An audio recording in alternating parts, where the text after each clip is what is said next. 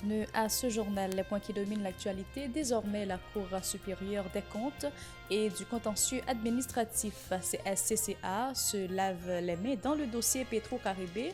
Son président Pierre Volmar Desmessieux a remis le 31 mai au Sénat de la République la deuxième partie de son rapport. Avis partagé des citoyens de la zone métropolitaine de Port-au-Prince sur l'incident du 30 mai au Sénat de la République. Si certains appuient la réaction du G4, d'autres la condamnent.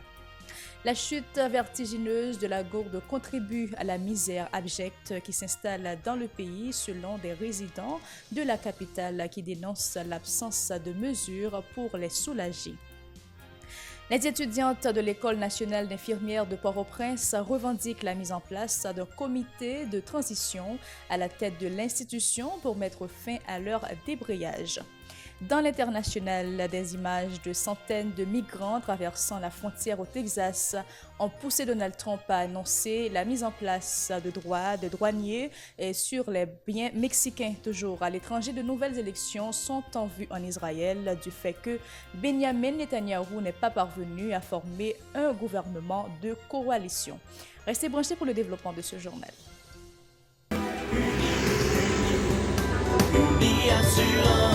Si vous voulez assurer vie, nous ne sommes pas dans la tête, assurance, c'est pas oublié.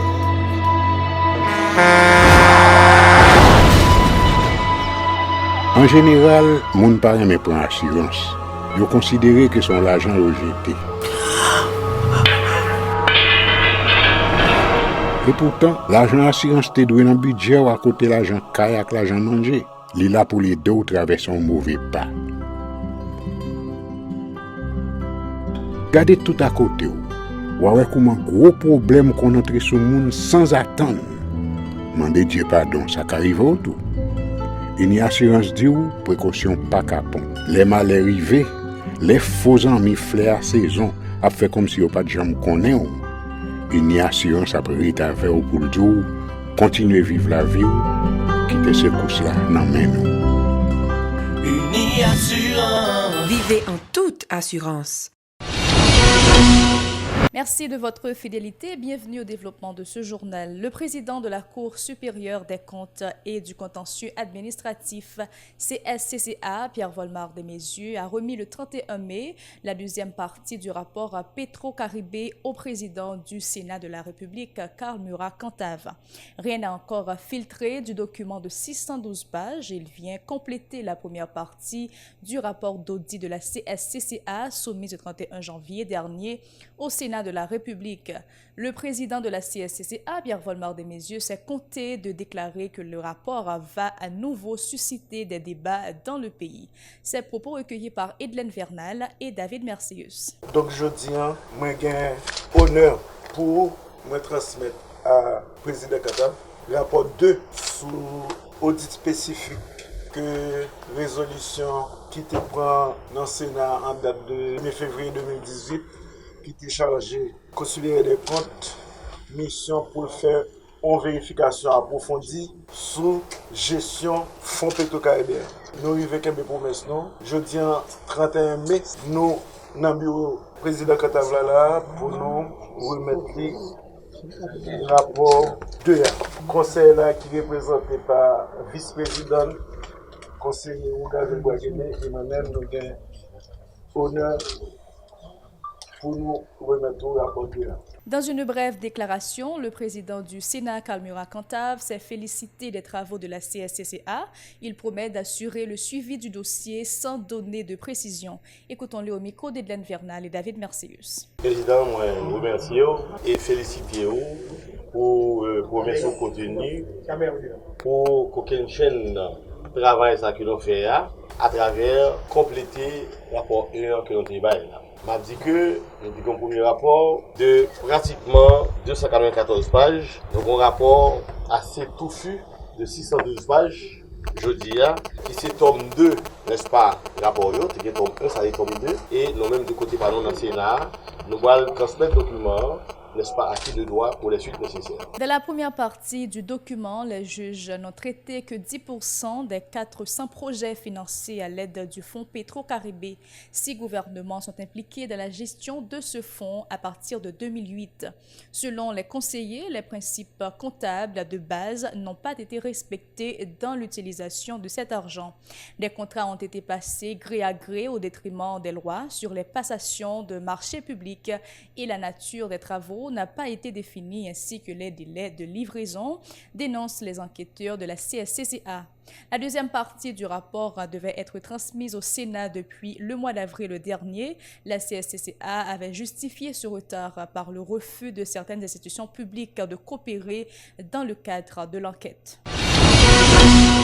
Les opinions des citoyens de la zone métropolitaine de Port-au-Prince sont partagées sur l'incident du 30 mai au Sénat de la République.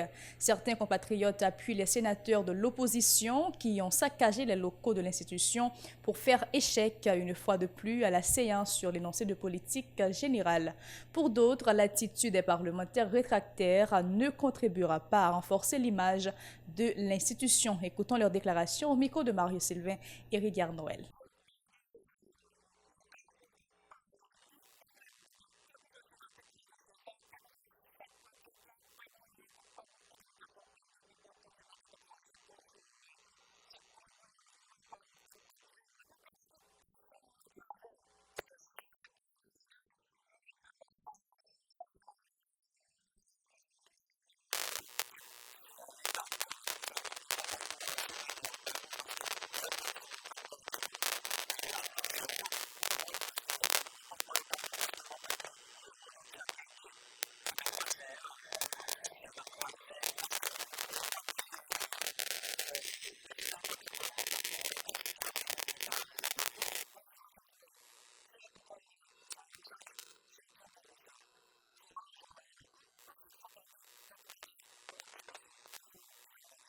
Des Port-au-Prinsiens continuent d'exprimer leurs préoccupations face à la dépréciation accélérée de la gourde face au dollar américain.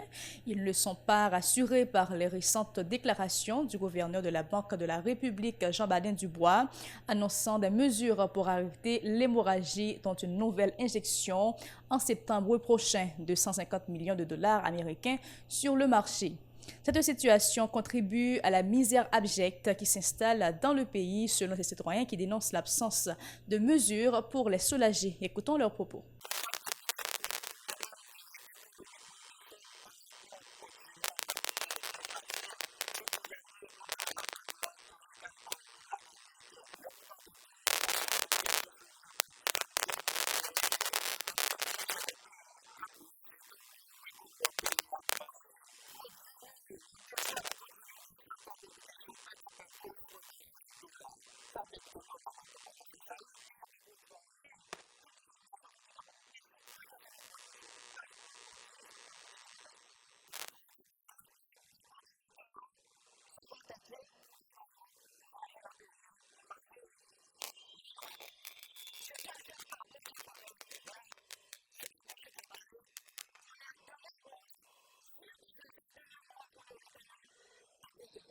Les étudiantes de l'École nationale d'infirmières de Port-au-Prince réclament un comité transitoire à la tête de l'institution, déclarant avoir déjà rencontré le directeur général du ministère de la Santé autour de la question. Entre-temps, elles déclarent lors d'une conférence de presse maintenir leur débrayage.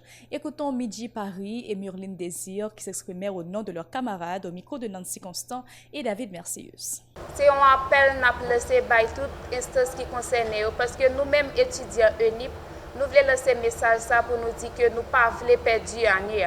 Ça veut dire comme nous avons un chute à parler ensemble avec le directeur MSPPA, il a dit nous comme ça que la réfléchir sur les possibilités pour nous un comité transitoire. Nous-mêmes c'est comité transitoire ça n'attend pour nous capable d'entrer à l'école. Donc comme il a dit nous il y a nous avec direction, nous-mêmes nous disons non, nous ne pas prendre avec direction. Nous voulons que c'est un comité transitoire qui peut gérer l'école là en attendant. Direction nous qui là moi-même premièrement, moi dans troisième année. Beaucoup de gens recevoir un bulletin. Oui, parce que j'ai un bulletin moi dans troisième année, nous passons de année en année. À chaque fois, une session finie, c'est un petit bout de papier après nous entrer dans la direction, écrit note nous. Si nous passer, puisque notre papier est balil, il est garé papier, et après, il demande qui tout est fait. Dirigeant, c'est dirigeant qui est irresponsable. Yo pas fait travail yo. Toilette la fait n'importe au moins pas jamais nettoyer. Yo fait comprendre que c'est nous-mêmes qui pas vle, c'est nous-mêmes qui pas vle apprendre. N'est pas vrai, si nous pas vle apprendre, nous pas jamais lancer avec mouvement ça. Et déjà depuis la directrice il y a 6 ans, l'entrée l'école là, c'est 10% n'a pas un examen l'état. Qui ça qui fait ça? C'est nous pas bon, c'est nous pas soit apprendre, c'est nous qui pas faire recherche. C'est nous qui pas travail, non. Yo la gen nous dans la rue avec uniforme sous nous prendre la rue pour aller dans stage. Ça nous dit nous pas capable nous pas accepter encore. Nous pas la direction ça. Déjà démissionné et depuis 7 mai, nous passons revendication de pas mettre pied là, nous bien contents et nous pas besoin encore. Combien de transitoires nous besoin pour l'école là fonctionner? Par ailleurs, ces étudiantes pressent le Parlement haïtien de voter la loi qui changera le statut de l'ENIP en faculté, arguant que le cycle d'études est de 4 ans depuis environ 2 ans. Écoutons Midji Paris et Medjin Jean, toujours au micro de Nancy Constant et David Merceuse.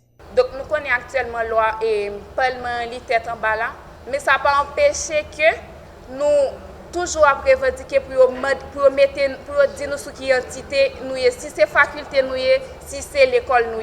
Donc de ce fait moi j'ai étudiant qui sorti au CAI qui ensemble avec nous parce que toujours dire infirmière va être ensemble mais là nous voulons montrer que c'est différent parce que au CAI est présent n'a fait moyen pour nous mettre au cap ensemble avec nous avec Jérémy parce que loi faut qu'il vote d'après rencontre nous t'ai ensemble avec madame Boal nous que Sénat voté déjà c'est chambre des députés qui peut voter loi dit que c'est lui-même qui confirme que n'a passé de 3 ans à 4 ans et qu'il lui-même qui vient nous statut faculté. Nous avons pour nous présenter un mémoire de sortie, après ça pour nous licence.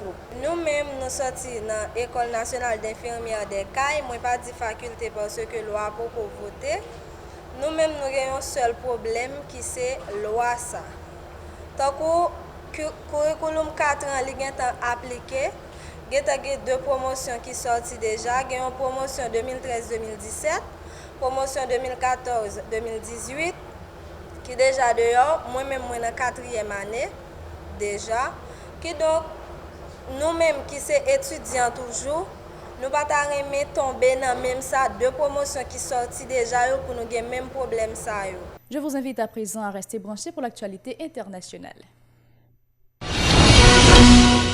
À l'étranger, de nouvelles élections vont être convoquées en Israël. Benjamin Netanyahou n'est pas parvenu, au terme d'un délai imparti, à former un gouvernement de coalition issu des législatives d'avril jusqu'à minuit. La session parlementaire a été tendue et les députés ont finalement voté la dissolution de la Knesset, qui est le Parlement, et la tenue de nouvelles élections. C'est un revers pour le Premier ministre israélien, mais moins dur que celui qui aurait vu un autre politicien récupérer la charge de former un gouvernement.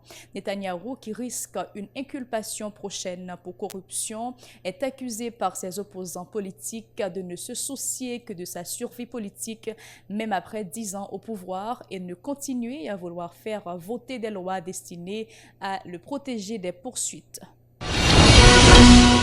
Toujours à l'étranger, des images de centaines de migrants forçant la frontière au Texas ont fait perdre patience à Donald Trump. Il a donc poussé à annoncer la mise en place de droits de douane sur les biens mexicains. Un groupe de migrants composé de 39 adultes et de 63 mineurs non accompagnés a été interpellé mercredi. Selon les autorités américaines, depuis le 1er octobre, 530 000 personnes ont été appréhendées ou recensées au poste frontière avec le Mexique. Alors que Trump sévit ces images en tête que les contrôles se renforcent en Amérique centrale, les clandestins sont poussés à prendre d'autres routes toujours plus dangereuses, longues et difficiles pour atteindre leur Eldorado. Ces migrants sont cubains, mais d'autres viennent d'Haïti, d'Asie, d'Afrique. La jungle qu'ils traversent au Panama est la plus dangereuse au monde. Ici prend fin ce journal. Toujours un plaisir de vous informer sur la chaîne 54 à la télé Pacifique. Bon week-end à vous.